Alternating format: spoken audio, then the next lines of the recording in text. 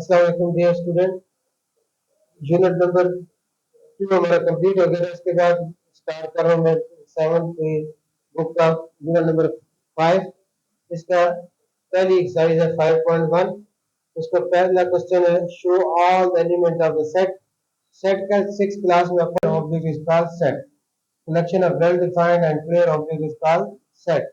जिसमें कोई एम्बिग्यूटी ना हो, स्टेटमेंट क्लियर हो, क्या होता है? सेट होता है। पहला क्या है? A is a set of positive integers between 5 and 9। ये डिस्क्रिप्टिव फॉर्म में है। इसको आपने टेबुलर फॉर्म में इस तरह लिखेंगे, set of integers, positive integers जो कि 5 और 6 के बिटवीन हो। जब बिटवीन का लफ्ज आ गया इसके बाद 5 और 9 आपके उसमें इंक्लूड नहीं होने। 5 और 9 के दरमियान बिटवीन जो इंटीजर्स है, पॉजिटिव इंटीजर, वो शामिल हो जाएंगे। 5 के बाद अगला कौन सा होता है? 6 होता है। 6 आएगा, 7 आएगा और उसके बाद क्या आएगा? 8 आएगा। बस बिटवीन 5 और 9 के बिटवीन पॉजिटिव इंटीजर ये तीन ही है, 6 है, 7 है, 8 है। उसके बाद दूसरा है बी इज द टेबल है, जो 2 के टेबल में भी आते हैं और 3 के टेबल में आते हैं, वो भी लिखने आते हैं। वो लिखने हैं आपको जो 2 और 3 के दोनों के टेबल में आते हैं। जैसे जैसे 2 2 जार 4 होता है, 2 अंदर 2 होता है, 2 2 जार 4 होता है, लेकिन 2 और 4 3 टेबल में नहीं आते। 3 के टेबल में कौन कौन से ऐसे वो कॉमन 2 और 3 के कॉमन मल्टीपल लिखना है जो दोनों के कॉमन मल्टीपल है। जैसे 6 है, 6 2 के टेबल में भी आता है और 3 के टेबल में भी आता है। उसके बाद कौन सा है? 12 है। 12 3 के टेबल में आता है और 2 के टेबल में भी आता है और 3 के टेबल में भी आता है।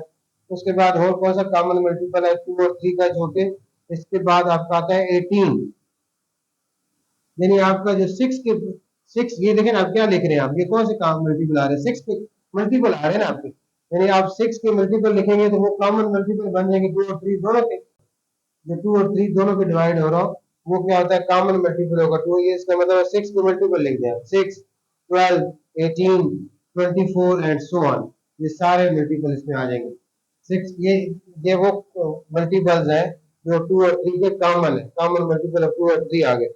उसके बाद नेक्स्ट में हमने क्या लिखना है? 66 के फैक्टर्स लिखने हैं। फैक्टर्स क्या होता है?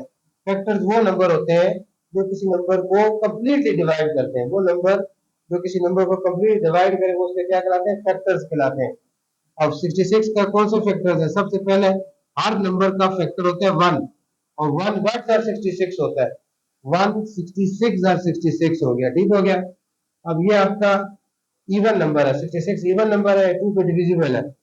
2 वर्ड्स आर 66, 2 33 आर 66, यहाँ 33 भी आ जाएगा। 3 पे डिविजिबल है, 3 वर्ड्स आर 66, 3 22 आर 66, ये भी आ गया, 3 भी आ गया। उसके बाद 4 5 पे नहीं डिविजिबल। उसके बाद ये 6 पे डिविजिबल है, 6 वर्ड्स आर 66 होता है, 6 11 आर 66। तो ये आपके पास सारे फैक्टर्स आ गए किसके? 66 के। किसी भी नंबर के फैक्टर निकालने का इजी तरीका यही है कि सबसे पहले देखें 1 पे, 1 तो हर एक का फैक्टर होता है। 1 वर्ड 66, 166 है, 66 हो गया। 1 भी सबसे जो लीस्ट फैक्टर है वो पता चल गया, और जो सबसे ग्रेटेस्ट फैक्टर वो पता चल गया आपको। 2 पे जो है 2 वर्ड्स आर 66, 2 33 आर 66।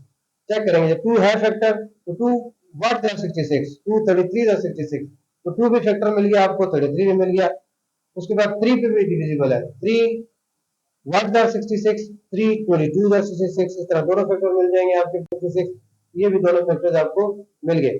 उसके बाद नेक्स्ट जो क्वेश्चन है, क्वेश्चन नंबर 2, उसमें भी क्या करना है आपने? Describe the sets by listing all the elements. इसमें भी तमाम एलिमेंट्स आपने लिखने हैं।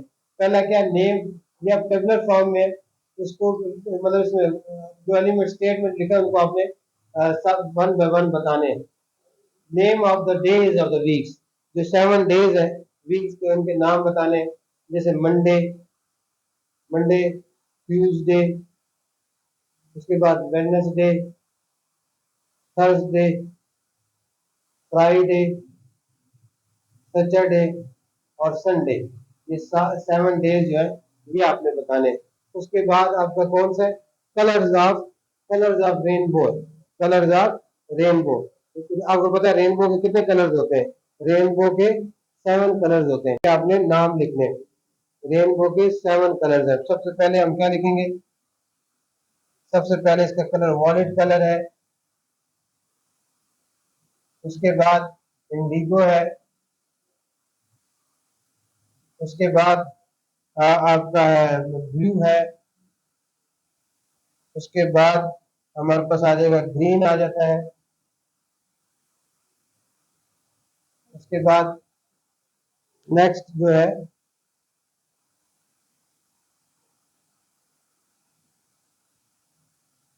7 कलर, जो रेनबो के 7 कलर है रेनबो के, वो आपने लिखने हैं। ग्रीन आ गया, उसके बाद येलो, येलो और रेड,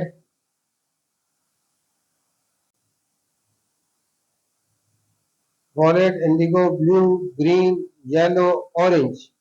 उसके बाद कौन सा रहेगा, एक ऑरेंज। ये 7 कलर्स है रेनबो के, इनके आपने नाम लिख दिए, ठीक है ना। उसके बाद नेक्स्ट जो क्वेश्चन है थर्ड, वो क्या है, odd number between 10 and 26। Next क्या है, odd numbers, odd number between 10 and 26। ये बड़ा आसान से है, 10 और 26 के बिटवीन जो ऑड नंबर है वो आ जाएंगे। 10 और 6 के बिटवीन जितने ऑड नंबर है वो सारे आ जाएंगे। 10 और 26 के बिटवीन ऑड नंबर कौन से है, 11 है, 13 है, 15 है, 17 है, 19 है और 25 है। ये ऑड नंबर है बिटवीन 10 और 26। ऑड नंबर कौन से होते हैं, जो 2 पे डिविजिबल नहीं होते। उसके बाद नेक्स्ट फोर्थ पार्ट है आपका इसी क्वेश्चन का,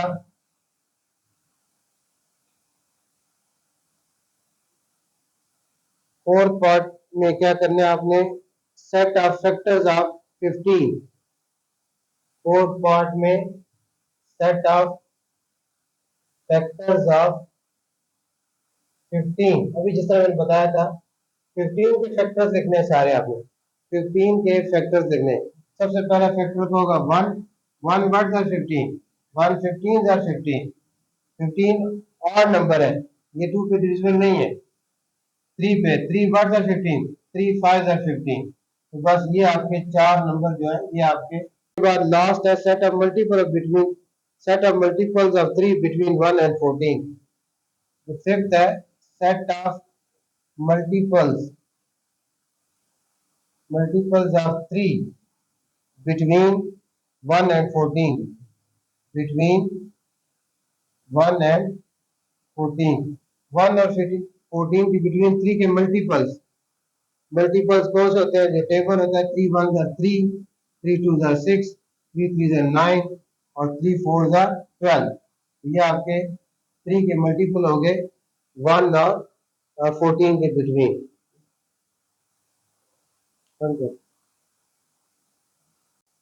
एक्सरसाइज 5.1 का क्वेश्चन नंबर 3 हमारे पास है, a is equal to 1 1 2 3 4 5, write down the value of number of elements of a। इसके कितने एलिमेंट्स हैं, इसे सिर्फ हम बताना है कि इसके कितने एलिमेंट्स हैं।